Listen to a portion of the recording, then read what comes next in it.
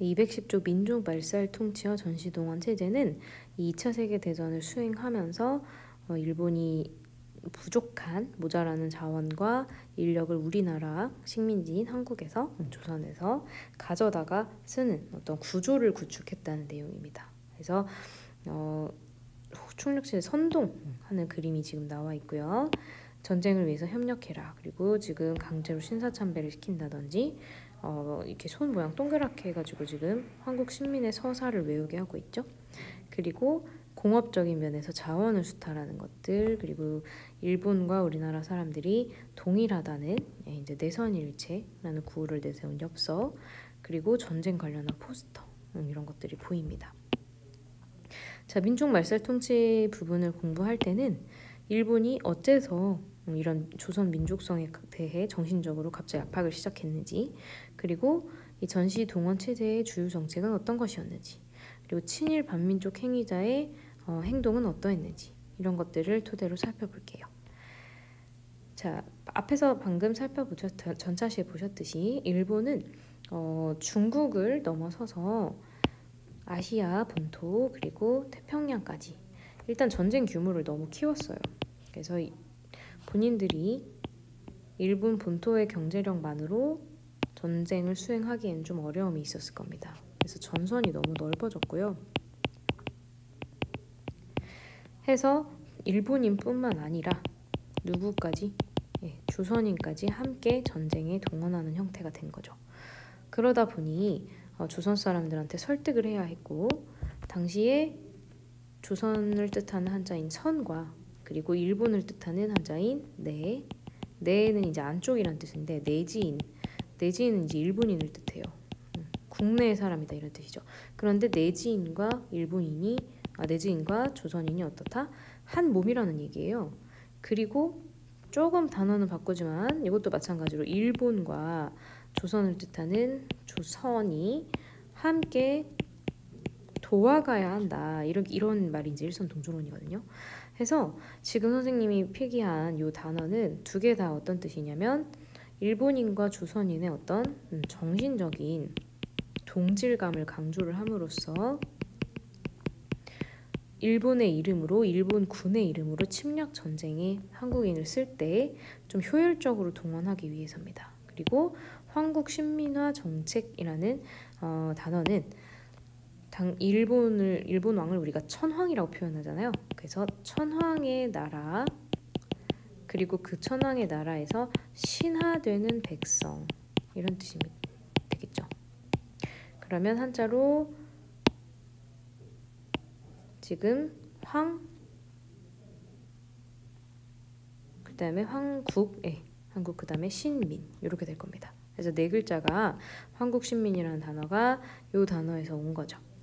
자, 황국신민의 서사를 달달달달 외우게 하고요. 주요 내용은 교과서에 있는데, 우리는 대일본 제국의 신민입니다. 신하되는 백성입니다. 그리고 천황폐하께 충성의 뜻을 다합니다. 훌륭하고 강한 국민이 되어 있습니다. 강한 이런 단어 잘 쓰지 않는데 전쟁에 동원하기 위한 내용이라는 게 좀 보이시죠? 그래서 이거를 달달 외우게 하고, 외우지 않으면 집에 가지 못하게 하고 어린 아이들부터 괴롭혔고요. 그리고 일본의 전통 종교인데 신도의 신을 모셔놓은 건물이 신사가 되어 있습니다. 그래서 신사의 참배를 강요하고 조선어 그리고 조선글을 가르치거나 사용하는 것을 금지하고, 이 국민학교는 아까 보셨던 뭐의 줄임말이에요? 황국신민의 줄임말이에요. 그래서 여기서 나오는 국민이란 단어를 가지고 가장 기초 단계의 학교에다 이런 일을 붙여놓는 거죠. 그리고 일본식 성명 사용. 일본은 성이 두 글자잖아요, 그렇죠? 그래서 이렇게 성 두 글자, 그 다음에 이름 두 글자 이렇게 가는데, 우리나라 사람들은 성 한 글자, 그 다음에 이름 두 글자 이렇게 간단 말이죠. 그래서 이 일본식으로 이름을 쓰기 위해서는 성을 새로 만들어야 해요. 수업을 마칩니다. 선생님 감사합니다. 그래서 성을 새로 만드는 걸 뭐라고 하는 거죠? 한자로 창씨. 그리고 이름을 고치는 거는 계명. 그래서 두 개를 합쳐서 창씨 계명이라고 합니다. 그래서 일본식의 어떤 성과 이름을 사용한다는 뜻이죠. 자, 두 번째는 한국인들이 이런 거에 대해서 비판을 제기하지 않도록 신문과 잡지를 단속합니다. 그래서 중요한데 20년대 창간을 허락해 줬었던 민족 언론 조선일보와 동아일보를 없애요. 그러니까 30년대 이후에는 37년 특히 이후에는 이 신문을 볼 수 있는 거예요, 없는 거예요?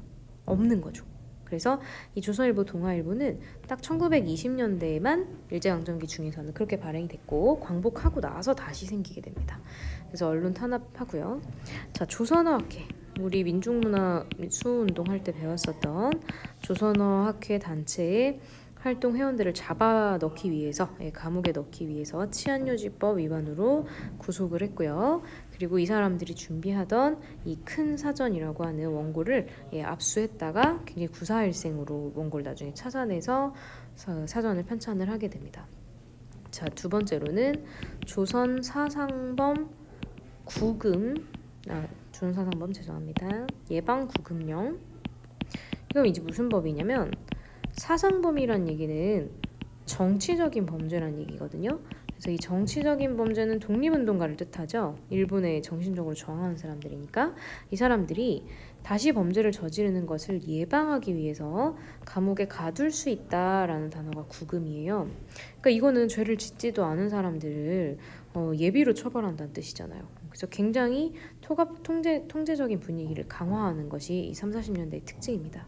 3번은 뭐에 관한 얘기죠? 자원에 관한 얘기예요. 자원에 관한 얘기라 군수물자는 전쟁과 군인들한테 사용되는 물자잖아요. 그래서 이걸 보급하려면 국가 전체를 뭘로 만들어야 하냐? 창고처럼 만들어야 돼요. 그래서 병참은 병정할 때 병자고 병참기지라는 거는 전쟁에 관련된 물자를 보관하는 창고, 보급기지 이런 기관처럼 정책을 만드는 겁니다. 자, 대공황 이후 식민지 경제정책의 변화라고 해서 일본 자본이 우리나라에 들어오고 그리고 이걸 투자해서 우리나라의 자원과 노동력을 싼 값에 이제 쉬운 대가로 적은 대가로 가져다가 쓴 다음 산출을 해내는 거죠. 그러면 투자를 했을 때 이익이 굉장히 많이 나오겠죠. 그래서 이걸 가지고 식민지 근대화론 주장하는 사람들은 일본이 우리를 잘 살게 해줬다라고 얘기하지만 일단은 북쪽 지방에 너무 공장이 집중돼서 지역 간 편차가 많이 나게 됐고요. 기형적인 경제 구조가 형성이 됐죠. 공업 구조가. 그리고 한국인은 이 과정에서 임금을 강탈당했습니다. 그래서 부작용이 굉장히 많았고요. 농촌 쪽에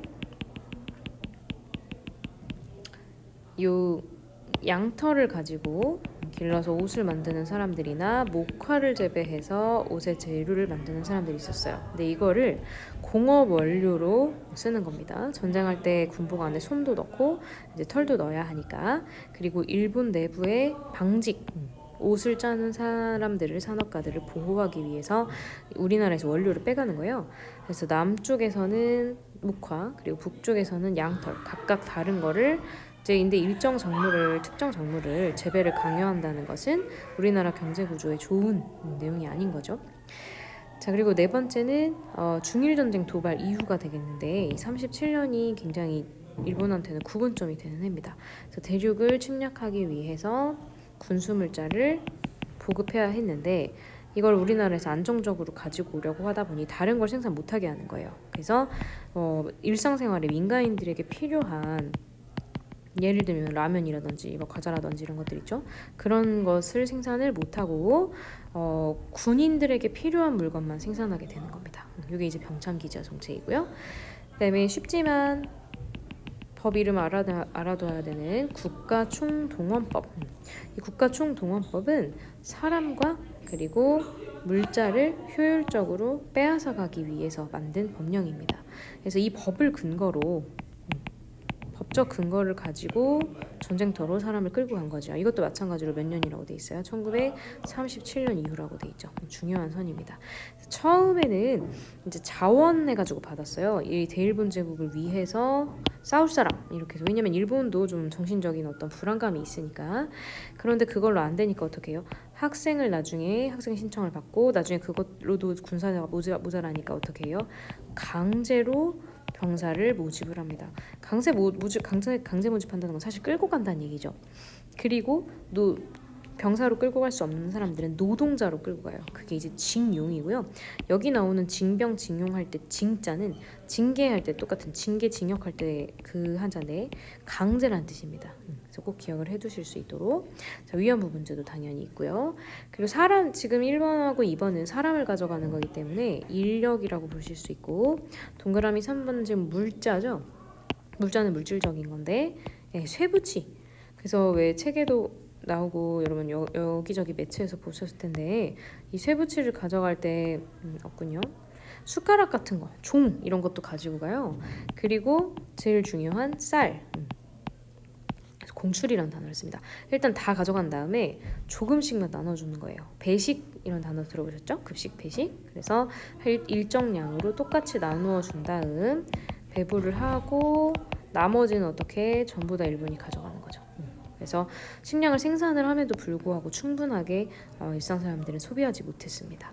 자, 이러다 보니 우리나라는 약간 비정상적인 상태가 되겠죠. 그래서 전쟁을 위해서만 돌아가는 어떤 식민지 시스템이니까. 그래서 이때 뭐 이런 정책들 설명드렸고요.